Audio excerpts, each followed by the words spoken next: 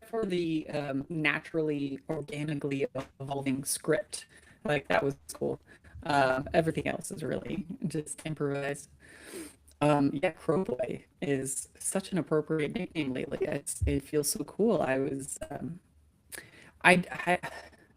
so here's the thing. I don't consider myself a religious person, but I think if I'm being totally honest, I would consider myself a spiritual person.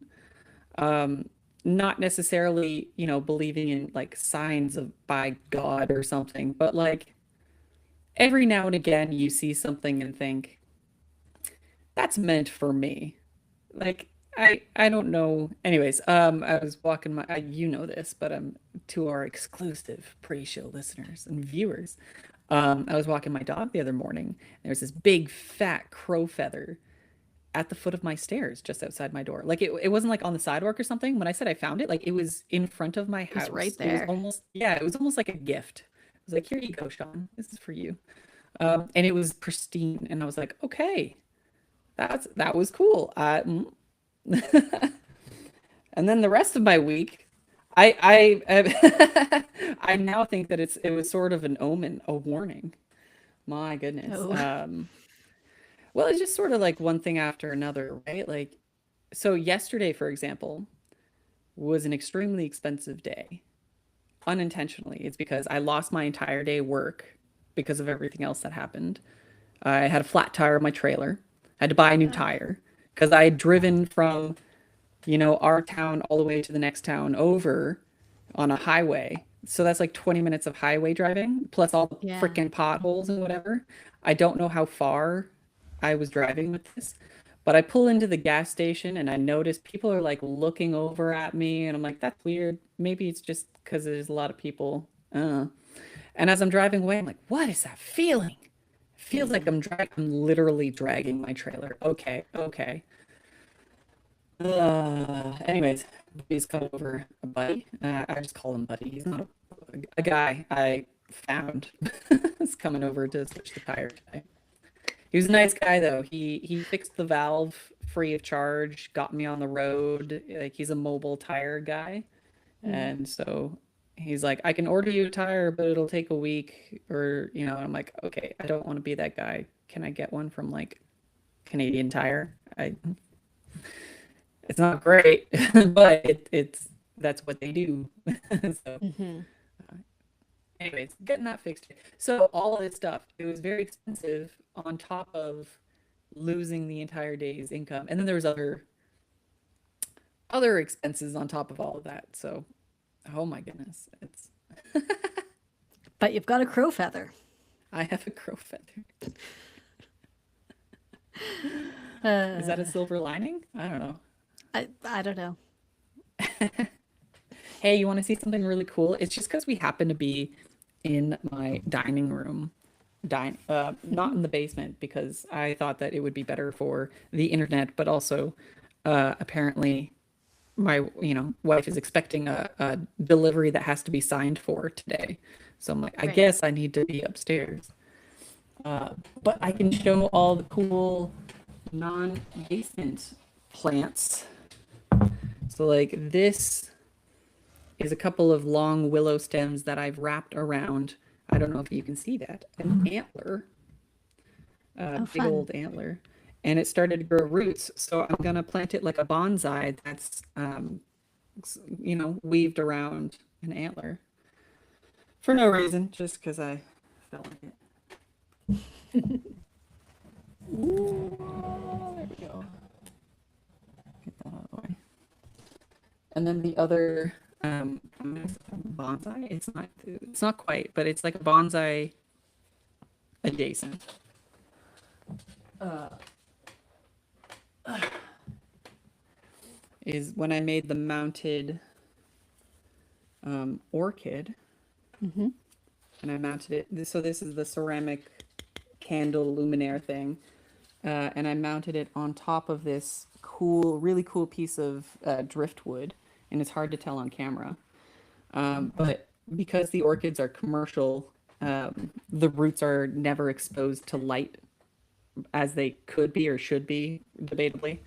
Right. So they fried a little bit, but Mm. the new roots that are coming in are well adapted. You can see this one on top. It's thick, it's hardy, it's well adapted to the sunlight. Um, That's good. so it's I like it. I think it's really cool. Hmm. Maybe I'll bring it to Leak Fest.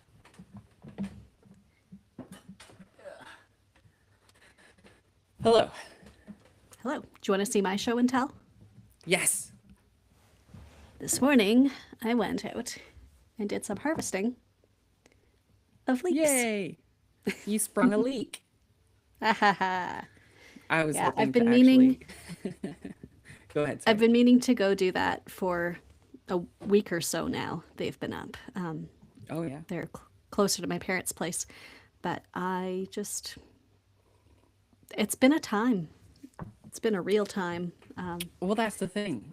And I know where I'm, you know, I can also imagine some of the things that you've shared with me, and I'm like, oh boy, it's a Yeah, time. it's a time. Yeah, sorry, we're But being cryptic and vague. So yeah, but this morning I got up and I put on a lovely audiobook that your wife recommended, and I went out and I harvested some leeks, and I said thank you to the woods, and I brought them home and I cooked a leek and sun-dried tomato and mushroom omelet, and that was really nice. nice. That sounds awesome. I mean, we'll talk about leaks and stuff in a second. Sorry, I just noticed that was interesting. I thought the internet cut out because my thing started to say trying to reconnect, and I was like, you better be freaking kidding me. But then I got a text, and I'm like, oh, interesting. Maybe getting a text Uh, for Interesting. whatever reason, because sometimes it'll do that if it mess. I don't. Oh, I want to test that. That's Does happened to this me. make your internet blip? Well, maybe let's see if I see any signs. I still haven't gotten it. That's fascinating. You know what? It does take a long time sometimes between your place and mine. Is that I weird? have in the past blamed you being in the basement, but I guess that's not the case. Oh, got it. Um, it just took a second. Test. Oh, and then I got another long one from this other guy. We're talking about, water filter systems, Oh, yeah. because that's another thing that is happening apparently. Again, we don't have any sort of formal commitment, but we had a meeting with the driller. Um, so yeah, that's gonna be interesting. That's we'll see how it goes. After this, I should be able to call the health unit and find out if my water is safe to drink after all that rain. So where do you send a water sample? Because that's something To that the I've north, never really had to do before. to the health unit, they collect the Really? samples and they send them off to a lab. And then the lab, in 4 or 5 business days, will have the results ready and they will mail them to you. But you can also call an automated line and plug in a number that was on your Mm-hmm. test bottle. And you have to go pick up the materials from the health unit first. It's a specific bottle with it's coated with a particular chemical inside of it, and you have to make sure you Okay. don't rinse that out. You have to do a process where you take the filter off your tap and you let it run for 3 minutes, and then you wipe it with alcohol, and then you let it run for 3 minutes, and then you take the sample. You keep it cold all the way to the health unit and put it in the fridge. Okay. That was a thing. And I think if my you are on well water or surface water, you should do that 3 times a year. That's what they say. I have never once done. Is it a free service? Yep. Oh, I mean, I'll look. Okay, we will talk later. I will look further into that. I have never once done that. It's Interesting. a It's a good thing to do. I mean, we are downhill from a cow farm. Our well is. Oh, So yeah, it's yeah, okay. especially good for us to do after heavy rains. And our well is dug as well. If you're in a drilled well, not as risky. But yeah, Yeah, it's a thing. it's interesting because it's still gonna be downhill-ish, just from downhill from like the back of my driveway. It's not like I use salt or anything, but Yeah. um yeah, we're gonna adjust the slope and everything like that eventually too. So it's gonna be an interesting process, I'll be honest with you. But the Hmm. order of operations of like building a house, fascinating. But also, is it really as complicated as it has to be, or is it just the way that they're doing it? It I don't know. Oh, everything I've This heard from friends who've done it, it is plenty complicated. Yeah, and I get it because there's and now I'm starting to really understand. So when building a house, like the municipality is heavily involved. Several different departments are involved. You've got your zoning, your building code, whatever, your roads and water person. So you have to make sure that, you have a proper driveway, the water's not redirected inappropriately and all this other stuff. But then you also have an architect who sorry, the architectural engineer. So you have the architect who designs the plans, unless you do it yourself. You have, or you buy plans. You have the engineer who has to sign off on the plans. You have the survey company who has to assess the land to see how much space you have for everything and where things can or cannot go. You have the conservation authority that has to approve whether or not you have enough room. And apparently, it's only hypothetical. You have enough hypothetical room to put a septic here. Hypothetically, it's not going to cause a natural disaster so long as you follow these rules. And then you have a septic company, a septic designer, which essentially does a landscape design to say what kind of septic according to what size of building and where. Hmm. And then you have the installer who does the actual septic. But then you also have the well person and that company, which is also, it's all registered. You can look up online, it's free information, like who has what well where. Like, is it a dug well or drilled well? You can look that up. It's free. It's just out there. So the guy who's building, told me like, oh, that person has a 160-foot drilled well. That person has a 105-foot drilled well, and over there it's like closer to 300 feet. And I'm like, fascinating, but who cares? Yeah, it's well, Well, sorry, I meant I right now. imagine it Yeah, I helps care you in the moment. estimate your Yeah, costs. To, exactly, exactly. like, where's the aquifer going to be if you start drilling here? Exactly. Um, and then the registration of all of that is fascinating too. So we have, as you are aware, a dug well, but it doesn't exist on any records because it is that old. And whenever you get into anything that's like pre 1990, like there's a high probability that those documents were lost, destroyed, burned, not digitized properly. Not to say that that's always the case, because there's a lot of places that do a very good job. So then it's also fascinating to find out who is in charge of what, and in what order do you do things. It's fascinating, but also it feels unnecessarily complicated. I don't know. Well, but since we are in the business of protecting the environment, I'd posit that I'm glad it is complicated. Yes, absolutely, absolutely. And it's not just the environment itself, it's making sure that the house doesn't turn into a disaster for the people living in it or the people living beside it.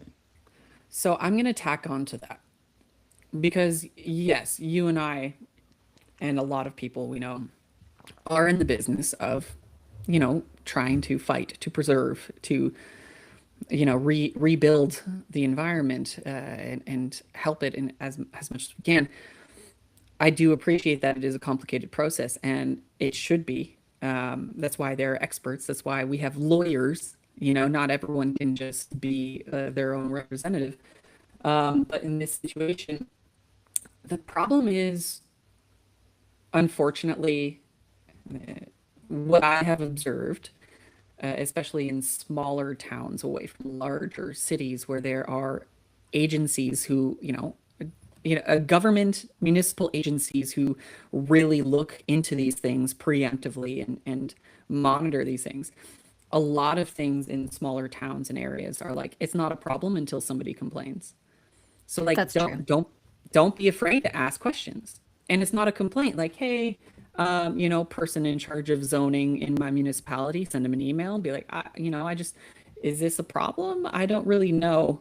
And more likely than not, they are completely unaware. So like, unfortunately, I'm going to tie this back to me. Yeah, I have been picking some fights on behalf of the environment because it's like there are no agencies. They exist, but unless you look them up, they don't know that this is happening. Yeah. And so Yeah. if I do I ask the municipality? Do I ask bylaw? Do I ask the police officers? Or are there government agencies? Is it the MNR?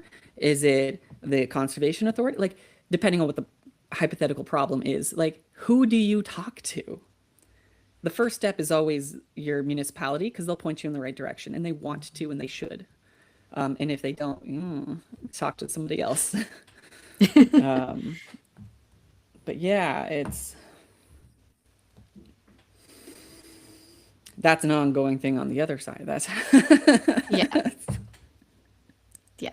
Did I tell you the recent thing that I did?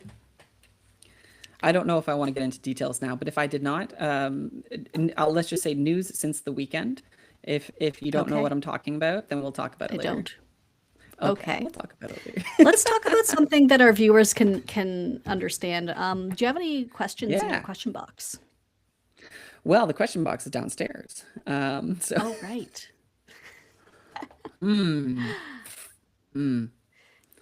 if Has the okay, um, I wanna tie back to the water sample thing because that's good to know.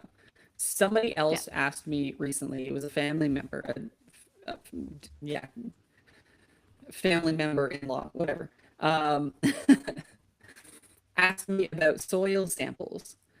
And ultimately, in my experience, like it, listen, it really doesn't matter. And you can read the signs in the environment. You can read the plants, how they're working, how they're not working, what type of soil is it. Grab a handful and squeeze it. You can tell if it's sandy or clayey. And that's more often than not sufficient for 99% of people, unless you have a specific problem that you are trying to address or something to that nature or prevent. It's not always, this is my opinion again, but they were saying, hey, my friend wants to plant whatever this is. Um, where can we send a soil sample to? Because all of our research says that it has to have very, very specific conditions. I'm like, wow, you want to get into a chemistry level of details in your soil to have this particular plant thrive where it's not supposed to. But Yeah. Are they here in Ontario? yes. Yeah. So if they'd been in the States, it would be easy. It'd say, look up your local extension office. We don't have that. I would suspect University of Guelph might have a lab. That was my answer. Yeah. Now, in terms of soil testing, what I would say is if you suspect soil contamination, that's a really good reason to get it tested. If Hmm. you just want to know your soil composition in terms of clay, silt, sand, that is absolutely a home test that you can do as well as a lab cam because that is just you shake it up really well in a straight-sided jar, you put it down, 60 seconds later, you put a line at what has settled, that's your sand. 2 hours later, you put a line at what has settled, that's your silt. 2 days later, you put a line at what has settled, that's your clay. Then you can take Yeah. a ruler, you can measure what each of those horizons' height is, divide it by the total height of the soil in the jar, multiply by 100, you have your percentage of each of those soil types. And there is something online Nice. you can find called a soil texture triangle, and it can like tell you, is my soil sandy clay or silty sand, whatever the words are. Yeah. It'll give you like some, sorry, when you said the word online, Oh, you just went silent. tragic. Well, I wonder if it's me or him, but looking at the fact that he's only 6% uploaded and I'm 99% uploaded, I think it's Sean. So I'm going to keep talking. Yeah, the really, to me, I don't care beyond looking at what has settled in the jar. I think that gives me a good idea of the composition. And but if you want to know the language that a professional would use for it so that you can compare that to what is being written in plant descriptions about its preferences, then yeah, you can look up the soil triangle. The other test, of course, is soil acidity. And I'm just going to read this text from Sean to see if there's an action plan. Nope, he's just saying it's cut out. That's fine. So, soil acidity. I'm not very good at regurgitating this chemistry, but here, let's try. The acidity of soil is determined by what kind of ions or cations are connecting to the cation exchange sites in the soil. I know. If you're not a chemistry student, that doesn't mean a lot, and I didn't take it past grade 10. But if there's mostly hydrogen taking up all the cation exchange sites, then it is, I believe, acidic. And if there's enough other things like magnesium and, I can't remember all the others, but plenty of other metals and elements, enough to knock some of the hydrogens off, then the soil can be more alkaline, if I'm remembering the right direction. So what your plants are experiencing, if they're in soil that we would say is too acidic or too alkaline for them, might not be the acidity itself. The acidity is kind of a symptom. It's the availability of the nutrients that it wants to have available. Now, that is kind of controversial because most people still talk about soil acidity in the really straightforward, too acidic, too alkaline way. And honestly, I myself have it on my list to do more reading on it. I'd kind of like to get a soil scientist on the show to talk about it because we have oversimplified it for decades. And what that can lead to is, us saying, oh, I just have to make it more acidic, but really you need to get particular minerals in there to meet your plant's needs. This is Sean. Hi, I've just been talking at the audience about soil acidity and alkalinity.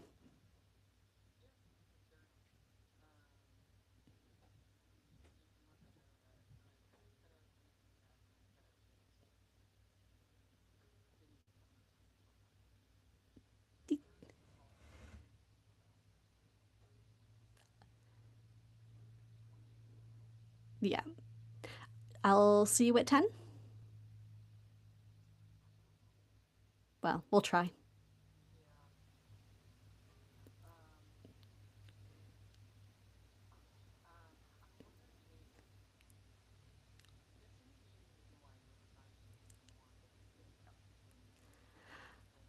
Not to my knowledge, but I'm still on air, so I should maybe finish out.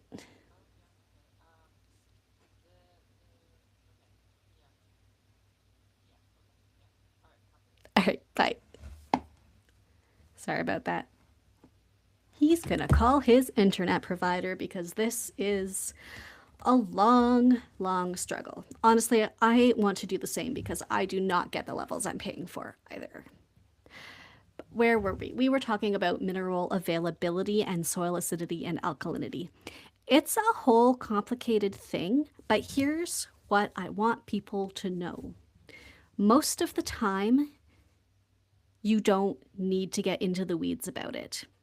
If you have lots of organic matter in your soil, then that process of decomposition that either is happening as things breaks down in your soil or that has happened before you added compost and now the compost itself has had that happen to it, that raises the pH if your soil is alkaline, but overall it balances it. So it brings it into a space of pretty neutral or slightly acidic, which is what plants want. Almost all plants want that neutral to slightly acidic level. And so unless you are planting in unamended native soil, or maybe you're growing trees whose roots are going to reach beyond any amendment that you have, you don't have to worry too much about it. And in fact, when you do start trying to amend your soil for acidity and alkalinity, it's a forever fight, because it is going to reset to what it naturally is based on your rainfall and what minerals you have in the soil and what trees you have around, what sources of organic matter. All of those environmental factors that made your soil that pH in the first place, they are going to stay there forever, influencing your soil the exact same way. So yeah, you can add some lime, but you're going to have to add it again at the end of the season and the beginning of the next one. So there are times when it is reasonable and valuable to do that when you have a specific goal. But if your goal is to just have a garden, don't test your soil and then think, oh no, it's the wrong kind of soil to grow plants. That's not the case. It's the right soil to grow some kinds of plants, and you will have some things that thrive there better than others, and that is the case for everybody everywhere. And the more compost you add, the more balanced it's going to be, and the more happy a broad range of plants are going to be in that soil.